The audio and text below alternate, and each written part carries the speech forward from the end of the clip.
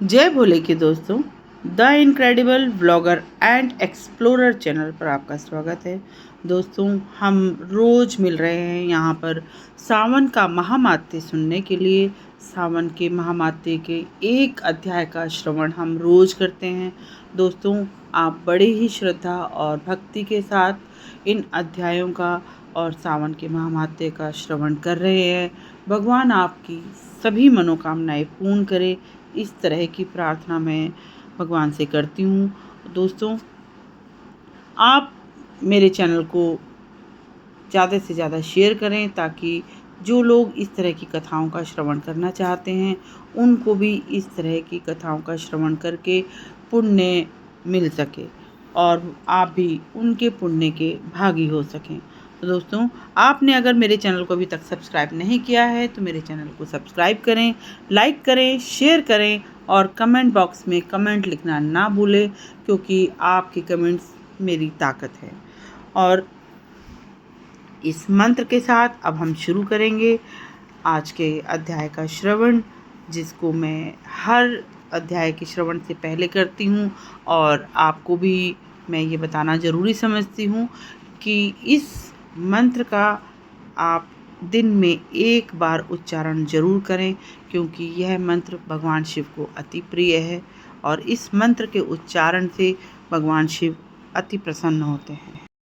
इस मंत्र का उच्चारण आप जितनी बार आपकी श्रद्धा हो, जितना आपके वश में हो, जितना आप चाहते हो, अपनी श्रद्धा अनुसार करें।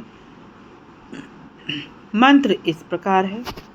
कर्पूरगौरम करुणावतारम संसारसारं भुजगेन्द्रहारं सदा वसन्तं हृदयालु वन्दे भवं भवानी च सहितं नमामि, भवं भवानी च सहितं नमामि।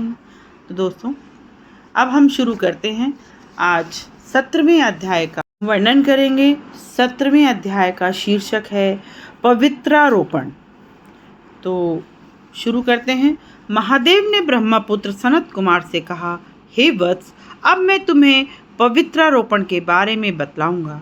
हे पुत्र, श्रावण माह में शुक्ल पक्ष की सप्तमी को अधिवासन करके अगले दिन अष्टमी को पवित्रारोपण किया जाता है।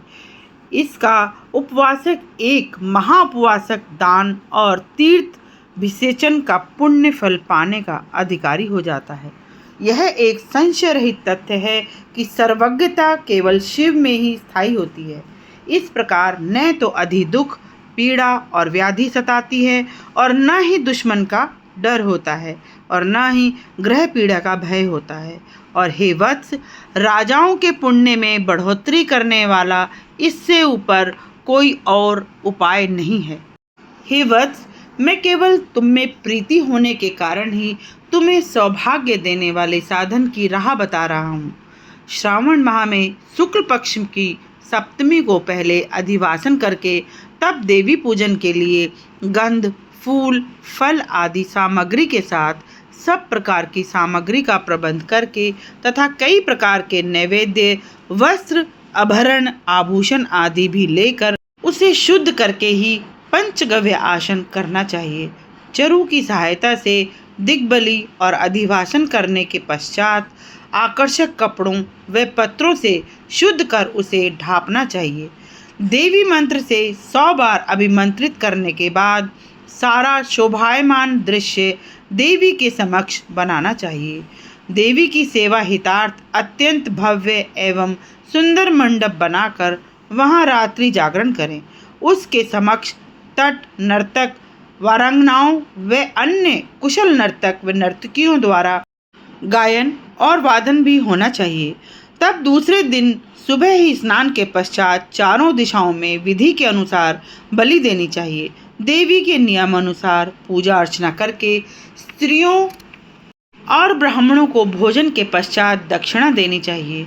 भगवान सदाशिव ने कहा, हे ब्रह्मपुत्र सनत कुमार, अपनी सामर्थ्यानुसार नियमों का पालन करते हुए राजा को पूर्णतः स्त्री रमण, जुआ, शिकार, मांस आदि का कड़ाई से परित्याग करना, द्विज तथा गुरु को स्वाध्याय का, वैश्य को खेती, तथा व्यापार का 1 सप्ताह के लिए त्याग करना आवश्यक है।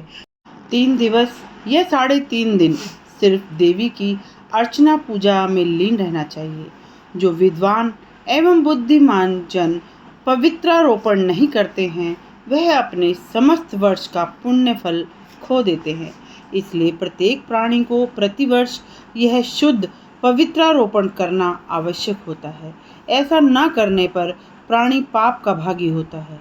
कर्क या सिंह राशि पड़ने पर श्रावण माह की शुक्ल पक्ष को जो अष्टमी आती है उस दिन पवित्रारोपण करें। यह एक नित्य कर्म की तरह होता है। इसको पूरा न करने पर प्राणी पापी माना जाता है। उस पर श्री सदाशिव भगवान से सनत कुमार ने कहा, हे प्रभु, अब आप मुझे पवित्रारोपण की निर्माण विधि सही ढंग से और विस्तार से बताएं। प्रभु सदाशिव बोले, हे पुत्र, सूत काटने के लिए ब्राह्मणी रुई इस्तेमाल करें अथवा रेशमी वस्त्र उपयोग में लाएं। सूत्रों को त्रिगुणित कर उनका उठा होना अति उत्तम माना गया है।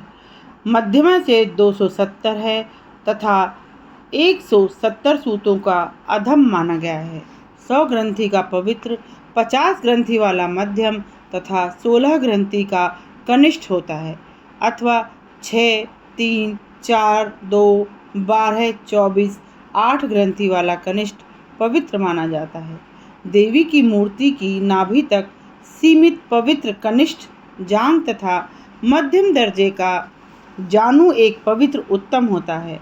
पवित्र की सभी गांठों को केसर के रंग से रंग कर तब देवी की सर्वतोभव वेदी पर पूजा अर्चना करने के बाद फिर देवी के समक्ष पवित्र को घड़े या बांस पर रखें।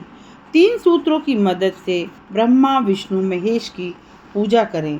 9 सूतों की मदद से ओंकार, सोम, बही, नाग, चंद्र, रवि, प्रभु और विश्वदेव की पूजा कर स्थापना करें। अब मैं तुमको ग्रंथियों में देवों को स्थापित करने का उपाय कहता हूँ, वह तुम दत्तचित हो श्रवण करो। क्रिया, वीरा, पौरुषी, अपराजिता, विजय, मनोन्मनी, जया, भद्रा, मुक्ति, ईशा तथा अन्य इन नामों में प्रणव को मिलाकर ग्रंथि की संख्या के मुताबिक आवृत्ति करने के बाद चंदन तथा अन्य लेप से पूजन करें। धूप प्रदान कर प्रणव की मदद से अभिमंत्रित करें और मेरे बतलाए गए भगवान सदाशिव के विधान के अनुसार पवित्रारोपण विधान करें। हे वत्स, मैं तुम्हें उनके नाम बताता हूँ। वे हैं धंध, गौरी, श्री, चंद्रमा, गणेश, गुरुनन भास्कर, चंडिका, अम्बा, वासुकर, ऋषि, चक्रपाणि, अनंत, शिव, ब्रह्मा एवं पितर। इन सब देवों का प्रतिपदा व अन्य तिथियों में पूजन अवश्य करें। यह जो पवित्रारोपण कहा गया है वह मुख्य देवताओं का है। तब उनके अंग देवों को 3 बार समर्पण दे। भगवान मेहन ने कहा, हे वत्स सनत कुमार, सावन माह के दोनों पक्षों में 9वें वाले दिन जो होता है वह तुम अब मुझसे ध्यान पूर्वक श्रवण करो। वह अत्यंत ही कल्याणकारी है। 9वीं को नियमानुसार दुर्गा पूजन करने के बाद दूध, शहद मिश्रित भोजन करें अथवा माह की दोनों नवमियों को व्रत करके देवी कुमारी चंडिका की लगातार पूजा करें। चांदी की मूर्ति से उसमें श्रद्धा एवं भक्ति से देवी दुर्गा का पाप विनाशक नैल फूल, अगर गंध, चंदन, दशांग, धूप तथा लड्डू के द्वारा अर्चना करना आवश्यक है। तब कुंवारी कन्या और ब्राह्मणियों को भक्ति भाव से भोजन कराएं। तब मौन धारण कर बेलपत्र पर स्वयं भोजन लें।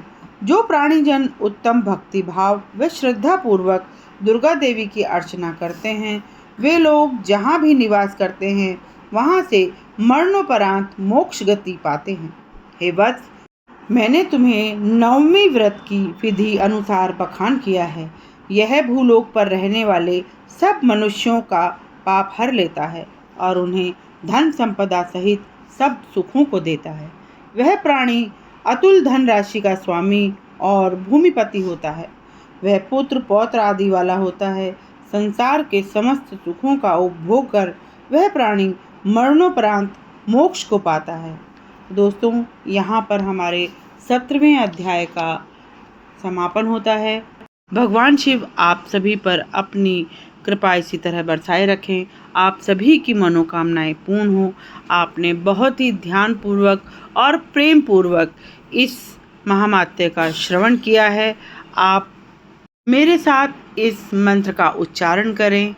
कर्पूर गौरम करुणावतारम संसार सारम भुजगेंद्रहारम सदा वसंतं हृदयालु वंदे भवं भवानी च सहितं नमामि। भवं भवानी च सहितं नमामि। तो दोस्तों, आप इस मंत्र का उच्चारण दिन में एक बार अवश्य करें। बाकी आप जितना और चाहें अपनी श्रद्धा अनुसार करें। इससे भगवान शिव अति प्रसन्न होते हैं। भगवान शिव को और अति प्रिय एक और मंत्र है जिसका हम उच्चारण अब करेंगे। आप लोग मेरे साथ 3 बार इस मंत्र का उच्चारण करें। ओम नमः शिवाय, ओम नमः शिवाय, ओम नमः शिवाय। दोस्तों, यदि आप किसी भी तरह से किसी भी मंत्र का उच्चारण आप अगर ना कर पाएँ तो आप मेरे साथ ओम का उच्चारण करें। ओम में सभी मंत्रों का सार है। ओम अपने आप में एक संपूर्ण मंत्र है। तो आप लंबी और गहरी सांस लेते हुए मेरे साथ ओम का उच्चारण करेंगे।